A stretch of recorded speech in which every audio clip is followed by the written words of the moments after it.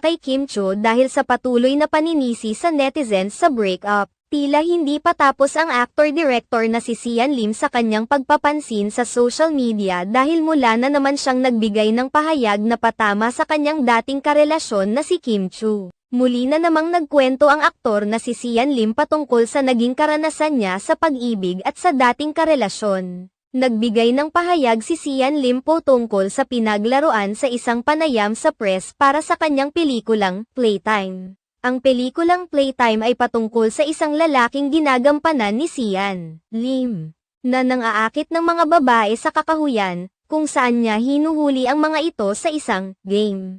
Naitanong ng press kay Sian Lim kung naranasan na ba niyang paglaruan ang ibang tao, kabilang na ang mga dati niyang nakarelasyon kasama na ang aktres na si Kim Chiu. Ayon kay Sian Lim, hindi siya ng Playtime sa kanyang mga nakarelasyon subalit hindi rin umano niya